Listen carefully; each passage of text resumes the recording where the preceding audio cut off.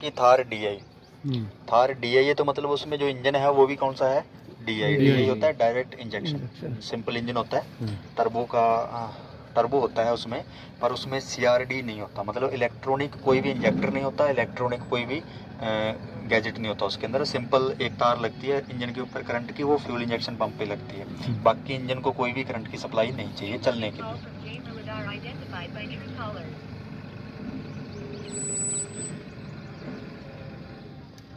तो खोलते ये खुल के ऐसे फेंक देता ऊपर और पानी आता आपके ऊपर बिल्कुल सारा, तो सारा जल जाता। तो हम क्या बात कर रहे थे अपने, हाँ बोनट खोल लिया था। तो बोलेरो और थार DI में ये अंतर है कि इनके इंजन में जो फ्यूल दिया जाता है, CRD फ्यूल देने का एक तरीका है। CRD हम बोलते हैं ना CRD इंजन है, CRD इंजन नहीं होता, CRD क्या होता है, फ्यूल देने का एक तरीका होता है कि डीजल कैसे दिया जाएगा गाड़ी के अंदर। CRD तरीके से दे रहे हैं, रोटरी तरीके से दे रहे हैं, या फिर हम इसके अंदर इनलाइन तरीके से दे रहे हैं, ये फ्यूल देने के अलग अलग तरीके होते हैं। इंजन तो वही है, ठीक है, फ्यूल देने के लिए सिस्टम बदला हुआ है।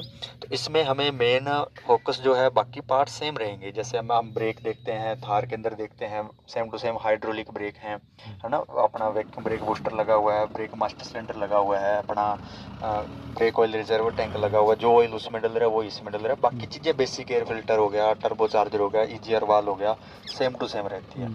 बस इसमें क्या है, हमारा बदला हुआ है इधर वाला सिस्टम। इसमें देखो फ्यूल इंजेक्शन पंप वैसा नहीं दिख रहा जैसा थार में दिख रहा था, है ना, थार के अंदर रोटरी पंप लगा हुआ है। थार को भी लिया इधर कंपेयर करके बता देता हूँ। उसके अंदर डीजल टंकी से लिया जाता है, फिल्टर विल्टर होकर उसमें पहुँच जाता है, उसके बाद में फिर वो उसको इंजेक्ट करता है, प्रेशर देता है, उसको प्रेशर देता है, इंजेक्शन करता है, और साथ में उसको डिवाइड भी करता है। उसमें एक डिस्ट्रीब्यूटर यूनिट लगी रहती है, वो उसको डिवाइड भी करती है। फायरिंग ऑर्डर होता है ना जैसे गाड़ी का 1 3 4 2, उस हिसाब से उसको वो डिस्ट्रीब्यूट भी करता है, बांटता भी इंजेक्टरों को। इसके अंदर ऐसा कुछ नहीं है, इसमें एक प्लंजर का पंप लगा हुआ है, टंकी से जैसे मोटर से फ्यूल आया यहाँ तक फिल्टर होके इसके अंदर आया, इसने बस उसको इंजेक्ट करते जाना है, इंजेक्ट करके यहाँ भर देता है। इसको कॉमन रेल बोलते हैं। कॉमन रेल से आगे चारों पाइपों में चारों इंजेक्टरों के पास एक साथ फ्यूल चला जाता है। पर फायरिंग ऑर्डर के हिसाब से वही इंजेक्टर ऑन होता है। यहाँ पे वायर लगी हुई दिख रही है आपको, ये वायर है, ये सभी पे लगी हुई है वायर। तो इसके अंदर क्या है, इलेक्ट्रॉनिक इंजेक्टर है, तो इसमें वही इंजेक्टर ऑन होता है जिसकी बारी है। फायरिंग ऑर्डर के हिसाब से 1 3 4 2 के हिसाब से वही इंजेक्टर खुद ही ऑन ऑफ होते हैं, उसी में आगे फ्यूल जाता है सिलेंडर के अंदर, बाकियों में नहीं जाता। उसमें क्या है, रोटरी वाले में या इनलाइन वाले में क्या होता है, पंप से भेजा ही उसी में जाता है जिसकी बारी आ गई, बाकियों में प्रेशर कम जाता है, उसी में प्रेशर ज़्यादा जाता है, इसलिए वो ऑन हो जाता है। समझा की बात। ये सारा सिस्टम एक ECM नाम करके एक पार्ट होता है, ECM, उससे कंट्रोल होता है। वो सारी चीज़ों की रीडिंग लेता है कि क्रैंक कहाँ घूम रही है, उसके ऊपर एक सेंसर लगा रहता है जिसको हम, यहाँ पे लगा होगा क्रैंक पोजीशन सेंसर, ये सामने लगा रहता है, एक सेंसर लगा रहता है जिसको हम बोलते हैं क्रैंक पोजीशन सेंसर। एक केम पोजीशन सेंसर लगा रहता है, एक अपने यहाँ पे प्रेशर वाल लगा रहता है, DRV लगी रहती है। बंद कर दे, बंद कर दे। तो ये चीज़ें लगी रहती है, यहाँ से वो डाटा लेता है ECM कि कौन सी चीज़ किस पोजीशन पे चल रही है। उसके बाद फिर वो फायरिंग ऑर्डर को आगे ऑर्डर देता है इंजेक्टरों को कि कौन सा इंजेक्टर ऑन होगा, कौन सा इंजेक्टर ऑफ होगा, है ना। उस हिसाब से वो अपना इसको मिला के चलता है। बाकी चीज़ें सेम ही रहती है जैसे अपनी थार के अंदर है। अब देखो यहाँ पे आपको दिखेगा, ये देखो इसमें फ्यूल इंजेक्शन पंप ये है, उसमें कैसा था इसमें कैसा है, अंतर है ना दोनों में। हाँ, इसमें देखो इंजेक्टरों के ऊपर कोई वायर नहीं लगी हुई, सीधी हाई प्रेशर पाइप लगी हुई है। अब इसमें डिस्ट्रीब्यूट यहीं से हो जाता है, ठीक है। अब उसमें हम देखें कि एक्सीलेटर वायर नहीं दिख रही हमें, क्योंकि उसके अंदर क्या है, यहाँ पे देखो वायर लगी हुई है, क्योंकि ये तो रोटरी पंप है, इसमें तो हम इसके अंदर गवर्नर रहता है, उसको हम कम ज़्यादा कर सकते हैं एक्सीलेटर को। उसके अंदर सारा इलेक्ट्रॉनिकली वो हमारा जो कंट्रोल रहता है, उसमें जो एक्सीलेटर पेडल है वो भी इस तरह का नहीं है, उसमें एक्सीलेटर तारें, करंट वाली तारें लगी हुई हैं, ठीक है। वहाँ से डाटा ECM को जाता है, ECM से फिर आगे उसको एक्सीलेटर बढ़ाया घटाया जाता है। आप देखना कभी भी CRD कोई भी गाड़ी चलाना, उसका आप एक्सीलेटर दबा दोगे तो वो कुछ मिली सेकंड के बाद रिएक्ट करता है, तुरंत नहीं करता। आप इन गाड़ियों का एक्सीलेटर दबाते हो तुरंत रिएक्ट कर जाता है, वो थोड़ा कुछ टाइम लेता है रिएक्ट करने में। आप इन दोनों गाड़ियों को स्टार्ट करते हो जब, तो भी आप देखना कि जब आप स्टार्ट करोगे तो वो 1 राउंड लेती है पूरा स्टार्ट होने के लिए गाड़ी। ऐसा लगता है ना कि अभी थोड़ा टाइम ले रही है स्टार्ट होने में, राउंड ले रही है, ये तुरंत ही हो जाती है। ऐसे चाबी मोड़ते ही तुरंत खट से स्टार्ट हो जाती है, क्योंकि उसमें पूरा एक राउंड आने के बाद सारा डाटा लेके सब चीज़ ओके है, फिर आगे ऑर्डर दिया जाता है स्टार्ट होने या नहीं होने के लिए। समझा की बात? तो वो CRD सिस्टम है, ये हमारा रोटरी सिस्टम है फ्यूल देने का ये तरीका। बाकी इंजन देख लो same to same ditto engine है, कुछ भी अंतर नहीं है, वही टर्बो EGR सब चीज़ वही, cylinder head, cylinder block, cylinder जो अपना क्रैंक केस, ऑयल सब चीज़ें सेम है, बस बदला वही है। एयर फिल्टर भी वैसे का वैसा डिट्टो है, सब चीज़ बदला क्या, फ्यूल देने का तरीका बदला है। समझा की बात? अभी देखो आपको जो फॉल्ट है इसके साथ साथ आपको गाड़ी को चेक करना भी आना चाहिए। चेक करने के अंदर आप क्या क्या चेक करते हो, जैसे आप गाड़ी के चारों तरफ चक्कर लगा के क्या चेक करोगे, लीकेज कैसे चेक करोगे, या फिर और क्या क्या चीज़ें चेक करोगे इसके साथ साथ, जिसको आप फिट एंड फाइट बोलते हैं कि गाड़ी को फिट रखना है। ड्राइवर का कर्तव्य बनता है कि सारी चीज़ चलाने से पहले चेक करके चले कि क्या क्या इसके अंदर हमारी चीज़ ख़राब हो सकती है, या क्या चीज़ ढीली हो सकती है, या कोई चीज़ खुली हो सकती है। तो सारी चीज़ हमें पता होनी चाहिए, हमें सारी चीज़ चेक करनी आनी चाहिए। अगर हम इस गाड़ी को मान लो कि हम चेक करना चाहें कि क्या चेक करेंगे इसके अंदर, हमने उधर से आए पहले हम बोनट खोलेंगे, गाड़ी स्टार्ट करने से पहले हम चेक करेंगे। सबसे पहले बंद गाड़ी का हम क्या चेक कर सकते हैं, कूलेंट चेक कर सकते हैं, क्योंकि ठंडी है गाड़ी तो हम इसका कूलेंट चेक कर लेंगे। ये ढक्कन खोल देंगे, यहाँ तक कूलेंट है ओके है ना, इस रिजर्वायर के अंदर मैक्सिमम तक है ओके है, कूलेंट हमारा ओके है। होज पाइप्स चेक कर लेते हैं कि कहीं से ल्यूज नहीं हो, या फिर कहीं से कोई ख़राब नहीं हुई, ऐसे दबा के देखते हैं इसके ऊपर क्रैक नहीं बनने चाहिए ना, कहीं से मुड़ी फूली कटी फटी कुछ नहीं होनी चाहिए। उसके बाद में आप इसका इंजन ऑयल चेक करते हैं, ये डिपस्टिक लगी रहती है, डिपस्टिक से आप इसका इंजन ऑयल चेक करते हैं। इंजन ऑयल का आपको बताया था मैक्सिमम मिनिमम के 2 पॉइंट रहते हैं उनके, हाँ मैक्सिमम से थोड़ा नीचे भी होगा तो भी ओके चलता है वो इतना, है ना। मैक्सिमम से ज़्यादा नहीं होना चाहिए, तो उसके थोड़ा कम भी होगा तो कोई दिक्कत नहीं, मैक्सिमम के करीब नहीं होना चाहिए, या फिर मैक्सिमम से पे पहुंच गया तो बहुत ज़्यादा, फिर तो है ही नहीं ऑयल, बहुत कम ऑयल है इसके अंदर। तो ये ऑयल चेक कर सकते हैं हम इससे पहले। इसके बाद में हम फैन वेल्ट चेक करते हैं, इसकी टेंशन चेक करते हैं कि कसाव कैसा है इसका, ये ढीला तो नहीं हो गया।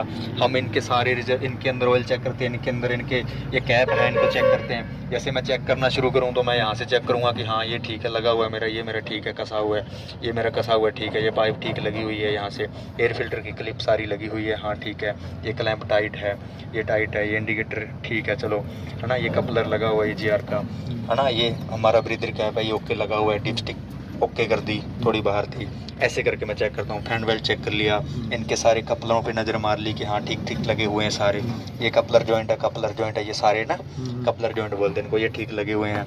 यहाँ से मैं देखा पावर स्टीयरिंग वाला ये ठीक है, इसके अंदर का ऑयल लेवल देख लिया ठीक है। इसके बाद में मैंने यहाँ ये स्टार्टर रिले होती है, क्या बोलते हैं, स्टार्टर रिले होती है, ये सेल्फ स्टार्टर मोटर को मतलब करंट बूस्ट करके देती है, बढ़ा के देती है। रिले का मतलब ये होता है कि करंट बढ़ा के, जैसे अपने घरों में ट्रांसफार्मर नहीं लगाते गलियों में अपने, वो क्या करता है पीछे से जो करंट आ रहा है उसकी वोल्टेज बढ़ा के देता है आगे, वही काम ये करता है, एम्पियर बढ़ाता है, सॉरी एम्पियर बढ़ा के देता है, ये भी एम्पियर बढ़ा के देती है आगे ना। जो हम चाबी से जो हम करंट इसको जोड़ना चाहेंगे तो ये एम्पियर बढ़ा के उसके अंदर जल्दी से स्टार्ट करवा दे इसके लिए, क्योंकि ये एक राउंड लेती है इसमें लोड पड़ता है तो रिले लगाने पड़ते हैं, स्टार्टर रिले यहाँ लगी रहती है स्टार्टर रिले। तो आप इसको चेक कर लोगे है ना कि हाँ अगर इसको निकाल दें तो स्टार्ट नहीं होनी गाड़ी, ये लगी होनी चाहिए ठीक है। हाँ तो ये चीज़ें आप इसके अल्टरनेट बैटरी के टर्मिनल दोनों देखोगे, पॉजिटिव नेगेटिव दोनों लगे होने चाहिए, प्रॉपर स्टैंड पूरा ओके फिट होना चाहिए। ये वाली वायर इधर नेगेटिव पे लगी जानी चाहिए, ये सेल्फ स्टार्टर मोटर पे सोलोनाइट पे लगी रहनी चाहिए ठीक है। ये आप इतनी चीज़ इसके बोनेट के अंदर बेसिक चीज़ें हैं, ये आप मतलब नॉर्मल छोटी चीज़ें हैं, ये सारी आप चेक कर लोगे। इसके बाद आप लीकेज चेक कर लोगे, या फिर आपके देखो बुलेरो में क्या है, हेडलैम्प के कपलर यहाँ से नहीं दिखते, अगर मेरे को हेडलैम्प को चेंज करना है तो फिर मेरे को ये फेंडर लाइनिंग खोलनी पड़ती है नीचे से, फेंडर लाइनिंग खोल के फिर इसके अंदर सामने है वैसे ही जैसा थार में था वैसे ही आपको पहले कपलर निकाल लेना है, डस्ट कवर हटा लेना है, लॉक खोल के इसकी हेलोजन निकाल लेनी है, उसको चेक करो, वापस लगाओ दो। पर उसके लिए आपको क्या है, ये फेंडर लाइनिंग यहाँ पे लगी रहती है ना टायर के नीचे, इसको फेंडर लाइनिंग बोलते हैं, इसको खोलना पड़ता है फिर ये आपको हाथ में आती है। समझा की बात? हाँ मतलब सामने से इधर से नहीं होता इसके अंदर, पुराने मॉडल में था अभी ये चेंज कर दिया इसमें। ये आप सब चेक कर लोगे, नीचे से झुक के देखोगे कोई लीकेज तो नहीं है, फिर आप टायरों को चेक करना शुरू करते हो, टायरों के अंदर प्रेशर लो दिखा रहा है मेरे को है ना, दिख तो यही से जाता है, बस इसके ऊपर हाथ मारना होता है, हाथ मारने से देखो थोड़ा ऐसे तोथा सा बोल रहा है, मतलब पूरी टनक नहीं रही आवाज़, तो मतलब प्रेशर लो है। ये आपको इसको व्हील नट बोलते हैं, इनको चेक कर लोगे, इसको हब कैप बोलते हैं, इसके नट देख लोगे ओके है ठीक है। इसके बाद में आप यहाँ से आते हो, फिर पीछे वाले के ये आप हब कैप के चेक कर लेते हो। आपको अगर आपका मान लो कि एक्सल शाफ्ट जिसको हम ड्राइव शाफ्ट बोलते हैं वो टूट जाए, चेंज करना हो बुलेरो गाड़ी के अंदर, तो आपको पूरा कुछ खोलने की ज़रूरत नहीं है, आप ये निकालो और इसको वापस इसमें कस दो, थोड़ा थोड़ा कसोगे तो ये बाहर आ जाएगी, निकाल लो दूसरी लगा दो, खड़ी गाड़ी में सीधे बाहर से, ठीक है, ये बाहर से रहता है। आप इसको अगर सीधा ऐसे कोई छेनी फंसाओगे तो नहीं, ये सारे खोल लो, ये 2 छेद रहते हैं, इनके अंदर यही वाला बोल्ट वापस लग जाएगा, वापस कस दो, ये बाहर खींच लेगा खुद इसको। इसके व्हील के नट चेक कर लूँगा, टायर की हवा चेक कर लूँगा, गाड़ी की और भी टूट फूट है जैसे है ना, ये देखो टूटा हुआ है, ऐसे करके चेक कर लूँगा, पीछे से नीचे से झुक के इसकी लीकेज देख लूँगा, डिफरेंशियल वगैरह की, फ्यूल टैंक भी पीछे रहता है। यहाँ पे देखो ये फ्यूल लिड है ना, ये खुली पड़ी है, इसको फ्यूल लिड बोलते हैं। ये जो फ्यूल लिड, हाँ, ये जो ढक्कन बाहर वाला है ना, ये फिलर कैप है अंदर वाला, ये इसको मैं ऐसे कसूँगा, ऐसे बोल जाएगा जब ये पूरा टाइट हो जाएगा, ठीक है।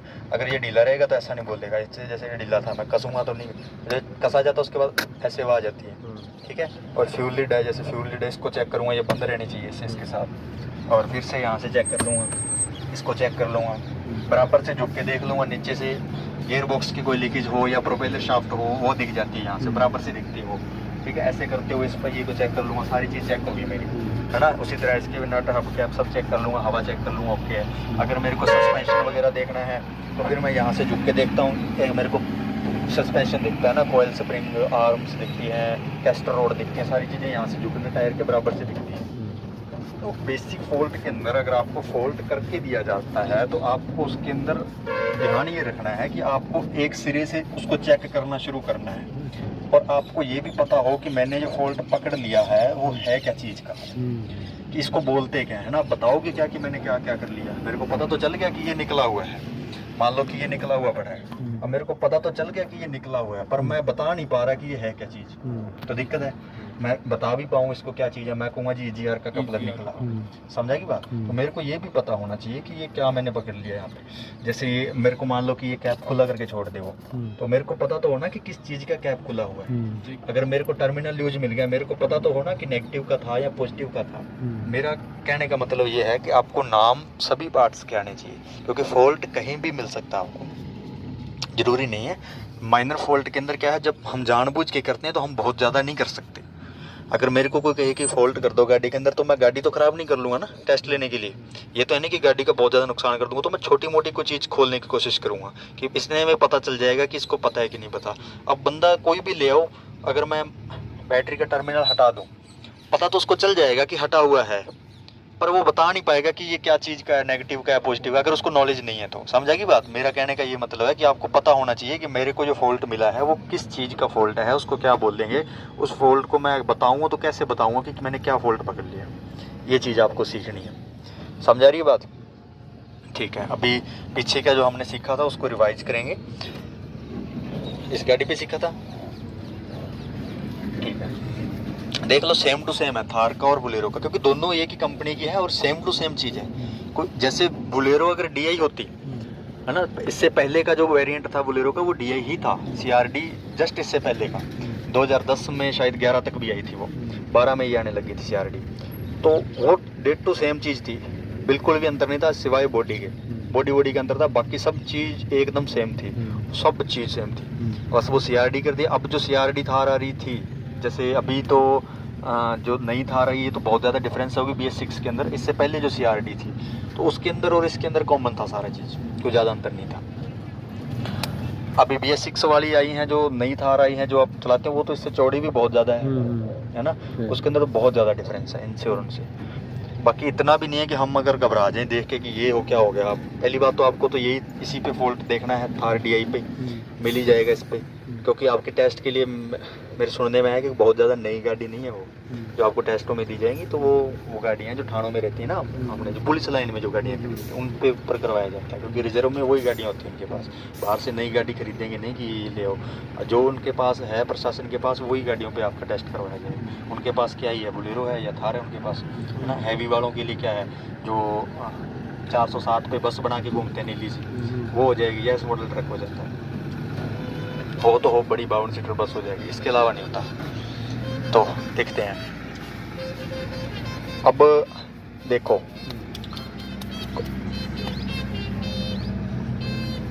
कहाँ गया बंदा, एक और था यार आपके साथ, चला गया क्या पंडित जी? हाँ चलो, एक रहेगा करौली वाला। तो देख ये क्या चीज़ है, ये क्या चीज़ है, इसका मैंने आपको नाम बताया था, ये क्या चीज़ लगी हुई है? Charcoal canister. चारकोल कनिस्टर का काम होता क्या है? चारकोल कनिस्टर क्या चीज़ होती है? जो हमारा फ्यूल टैंक होता है, अपने डीजल फ्यूल यूज कर रहे हैं इसके अंदर, डीजल फ्यूल, तो जो वो डीजल के अंदर जो गैस बन के वो वातावरण के अंदर एवोपरेट हो जाता था, उड़ जाता था कहने का मतलब। तो अब क्या है, ये लगने के बाद चारकोल कनिस्टर, पहले ये पेट्रोल गाड़ियों में आता था, पेट्रोल में बहुत पहले से आ रहा है, अभी ये डीजल में भी देने लग गए। तो ये क्या, उसको उड़ने नहीं देता, एवोपरेट नहीं होने देता वातावरण के अंदर, उसको इसके अंदर ले आया जाता है। यहाँ से उस जो गैस उड़ रही थी उसके साथ कोई केमिकल रिएक्शन करके उसको वापस फ्यूल में कन्वर्ट कर लेते हैं और इसको इंडक्शन में वापस डाल देते हैं। तो अभी देख, उसमें बोलेरो में इसका कनेक्शन कैसे है और इसका कनेक्शन कैसे है, इसको ठीक कर कनेक्शन को, उसमें देख के और इसमें सही कर, इसको देख के। क्या बोलते हैं? Fuel canister, charcoal canister. Charcoal नहीं होती, चारकोल कनिस्टर। ईजीआर में लगा, ईजीआर की पाइप कहाँ है? इसमें नहीं, पाइप नहीं, ऐसे थोड़ी हो सकता है सर। ईजीआर में लग रहा है, एक ईजीआर में लगा हुआ है उसका, मेरे को देख, पर एक इसमें एयर फिल्टर वाले में लगा हुआ है।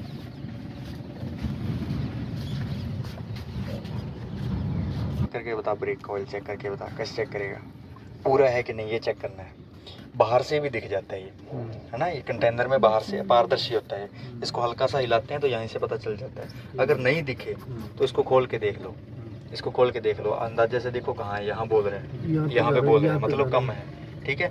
इसके अंदर एक स्विच लगा रहता है यहाँ पे, इसका लेवल बताने के लिए, ये वाला, इसका कपलर कनेक्शन भी लगा हुआ होना चाहिए, समझा की बात? ये ताकि अगर ब्रेक ऑयल कम हो तो ये हमें बता दे कि ब्रेक ऑयल कम है, यहीं से पता चल जाएगा। कितनी होनी चाहिए इसमें? मैक्सिमम तक होना चाहिए, लिखा हुआ है दोनों में मैक्सिमम। हाँ, ये लिखा रहता है कंटेनरों के ऊपर, मैक्सिमम मिनिमम लिख के लगाया होता है, तो उससे हमें पता चल जाता है कि कितना लेवल इसमें डालना है, हमें कम है या ज़्यादा है, चेक उससे ही होगा, ठीक है। बैटरी जो होती है, बैटरी के अंदर वो जो कैप लगे हुए हैं, वेंट होल कैप है ना, वेंट होल कैप, उसको हटा के उस, हाँ ये वाले, इसको हटा के और इसके अंदर हमें लेवल देखना होता है। ये कई तरीके के हो सकते हैं, या तो इस जैसे होंगे, इसको हटा दो, या फिर खोलने वाले होते हैं, या फिर उसके अंदर ऐसे प्लस का निशान बना होता है, जैसे स्क्रू ड्राइवर लगाने की जगह हो वैसे, है ना। तो उसमें स्क्रू ड्राइवर नहीं लगाना आपको, हाँ कॉइन वगैरह या फिर कुछ स्क्रू ड्राइवर हो तो उसकी टिप है वो उतनी चौड़ी होनी चाहिए, पतली टिप का आप छोटा स्क्रू ड्राइवर लगाओगे तो नहीं खोलेगा। आप कॉइन का यूज कर सकते हैं, बड़े अच्छे से खुल जाता है कॉइन से। तो उसके अंदर इलेक्ट्रोलाइट चेक करेंगे, तो क्या करेंगे, रिफ्यूल करने के लिए उसको,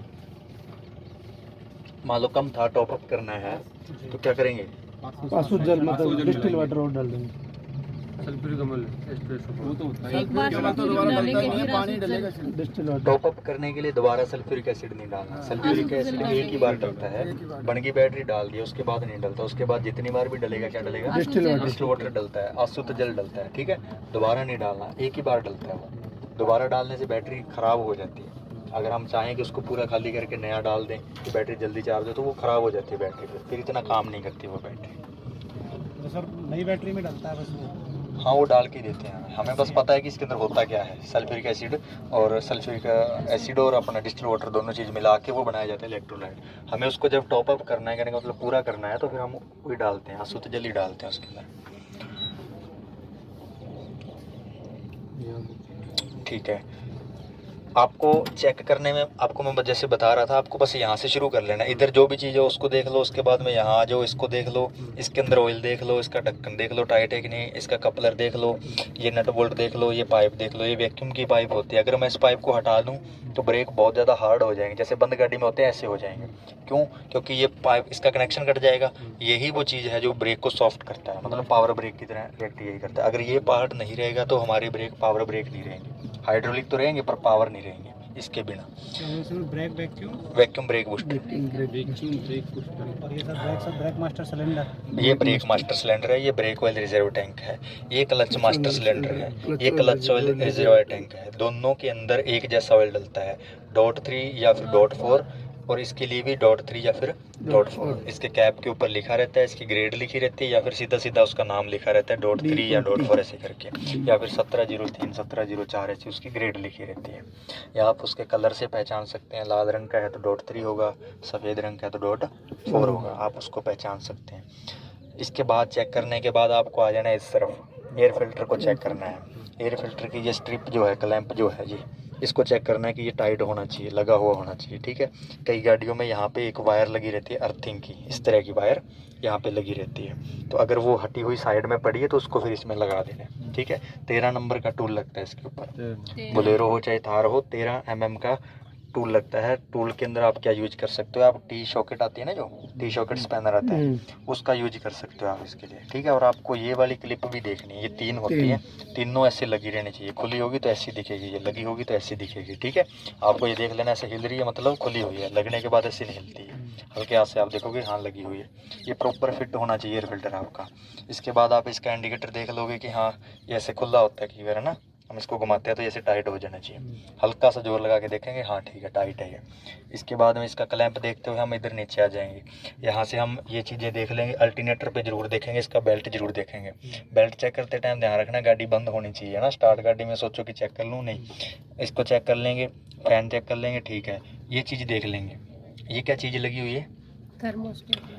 ये तो है, तो थर्मोस्टेट तो इसके अंदर है। ये क्या चीज़ है, ये वायर किस चीज़ पे लगी हुई है, हमें जो टेम्परेचर बताता है मीटर अंदर, टेम्परेचर गेज जो हमारा होता है उसका कनेक्शन इससे है। इसको बोलते हैं टेम्परेचर सेंसर या टेम्परेचर स्विच बोल देते हैं। ये जो लगी हुई है ना, ये वाली, यही कूलेंट का टेम्परेचर लेके मीटर के अंदर दिखाती है कि कितनी गर्म है कूलेंट, कितना गर्म है कितना ठंडा है, समझ आएगी बात। इसको हटा दें तो वो मीटर काम नहीं करेगा टेम्परेचर वाला, तो इसको देख लेना, यहीं पे मिलेगी आपको, बुलेरो में, थार में, सभी में यहीं पे मिलेगी। इसके बाद में आपको यहाँ से निकलते हुए इसके देख लेना है, होज पाइप के क्लैंप वगैरह देख के इसका प्रेशर कैप ऐसे घुमाना है, ऐसे इस तरफ को टाइट होना चाहिए, इस तरफ को मत घुमा देना, इस तरफ को घुमाना है, ठीक है। फिर ये पाइप देखते हुए ओवरफ्लो की, और ये देख लेना आपको रिजर्वायर टैंक, ठीक। इसके बाद में आपको आना जस्ट इधर, यहाँ पे आपको देखनी डीप स्टिक, ये नीचे ऐसे दबी रहनी चाहिए, इसको ऐसे निकाल के छोड़ दें तो ऐसे दिखेगी ये, ठीक है। ये दबी रहनी चाहिए इसके नीचे, आपको ये देख के फिर इसके बाद में आपको ये वाला कैप देखना है। ये खुला करेंगे, खुला छोड़ेंगे तो ऐसा दिखेगा, ये बाहर ऐसे छोड़ देंगे, इसको ऐसे सीधे दबाना है। ऑयल फिलर कैप भी बोल सकते हैं आप इसको ब्रीदर कैप भी बोल सकते हैं, क्योंकि ये दोनों ही काम कर रहा है इसमें। बाकी गाड़ियों में अलग अलग होते हैं, ब्रीदर अलग होता है, फिलर अलग होता है, ठीक है। कुछ गाड़ियों में ये कॉमन ही होता है कि वहीं से ऑयल डाला जाता है, वहीं से ब्रीदिंग की जाती है। वो वैक्यूम पाइप है सर? कौन सी? नहीं, ब्रीदर पाइप ही है ना ये, वैक्यूम कैसे कौन सी होगी, गैस निकालती है सर ये? Blowing gas. अब फिर इसके जो टैप्ड कवर के ये नटों पे नज़र मार लेनी, ये ल्यूज ना हो ना, ये टैप्ड कवर होता है इसके, ये नट है जो, ये सारे कुछ ल्यूज रहेगा ना तो वैसे दिखेगा, गैप दिखेगा, दिख जाता है आराम से, ठीक है। फिर ये इंडक्शन पाइप ये चेक करते हुए हमें जाना है इधर इंजेक्टरों के पास। इंजेक्टर के ऊपर ये ओवरफ्लो पाइप लगी रहती है, ये वाली वापसी पाइप लगी रहती है, ये वाली ना पतली वाली पाइप ऐसे, ये यहाँ से देखो इस तरह से ये लगी रहनी चाहिए, इधर तक हटी नहीं होनी चाहिए। अगर मैं इसको निकाल दूँ गाड़ी स्टार्ट करूँ तो यहाँ से डीजल बहना शुरू हो जाएगा, ठीक है। ये हमें देख लेना है कि ये ओके लगी हुई है, इधर का काम हो गया अपना। फिर इधर आना है हैंड प्राइमिंग पंप, ये इसको ऐसे खोल के छोड़ सकते हैं, हैंड प्राइमिंग पंप, ठीक है। इसको ऐसे खोल के छोड़ देंगे, हमें इसको दबाना है और इसको ऐसे कस देना है, चूड़ी होती है इसमें, कसा जाता है, ये कसने के बाद पूरा ऐसे कसा जाएगा, ल्यूज नहीं रहेगा।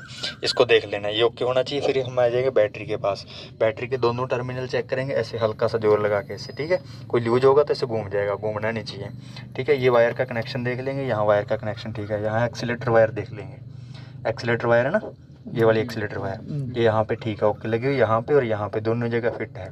और ये वाली वायर इधर सेल्फ स्टार्टर मोटर पे लगी हुई ओके, ये वाली वायर इधर इंजन के साथ लगी हुई है, बॉडी पे ओके है, ठीक है। तो हमारा ये इंजन रूम का चेकअप सारा हो गया।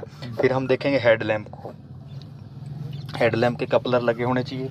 सामने से ऐसे जाके के देखेंगे तो हमें को हेलोजन लगा हुआ दिखेगा, लगा हुआ है तो मतलब ओके है, ठीक है। ये कपलर लगा हुआ है, अगर कुछ निकालना होगा तो यहाँ से हमें दिख जाएगा, ये हमें इधर वाला देखेंगे ये दिख जाएगा, ठीक है। इसका जैसे ये डस्ट कवर है ये लूज है ना, तो हम इसको भी फॉल्ट मान सकते हैं। फिर हम हॉर्न देखेंगे, हॉर्न कहीं भी लगा हो, यहाँ लगा हो या फिर यहाँ लगाते हैं ग्रिल के अंदर, यहाँ लगाते हैं, यहाँ लगाते हैं, तो आपको ये हॉर्न जरूर देख लेना। हॉर्न देखने में देखे पता चल ही जाता है हॉर्न कैसा दिखता है। हॉर्न के ऊपर ये जो कपलर लगे रहते हैं इसके, ये वाले ना, ये वाले, ये ऐसे निकाल के छोड़, इसको ऐसे बस सीधा पकड़ना है, सीधा लगा देना इसके ऊपर, कुछ नहीं है। मतलब ये है आपके 0 लेवल के फॉल्ट हैं ईजी वाले, आपको ये तो ट्रेस करने आने चाहिए, इसमें तो कुछ भी नहीं है किंतु परंतु, ठीक है। हाँ, गाड़ी के जो नीचे जाके जो फॉल्ट होते हैं उनमें थोड़ा सा क्या हम कंफ्यूज हो जाते हैं, क्योंकि ये छोटी हाइट की गाड़ी है, नीचे जाने में दिक्कत आती है। यहाँ तक का इंजन रूम का तो सभी कर लोगे ना, कुछ भी खोल के कुछ भी फॉल्ट जानबूझ के करके दिया जाए तो आपको पता चल जाएगा। बिल्कुल सर, देखेंगे किसी दिन। पार्किंग लैंप यहाँ रहता है, ठीक है। तो इसको देख लेना आपको कि ये प्रॉपर फिट हुआ ना ऐसे, इसका जैसे ये ग्लास खोल दें तो खुला रहेगा, तो ऐसे हिलेगा, ढीला होगा। तो ये होना चाहिए, ये साइड इंडिकेटर है, ये ओके होना चाहिए, ठीक है। यहाँ पे लगी रहती है मड फ्लैप लगा रहता है।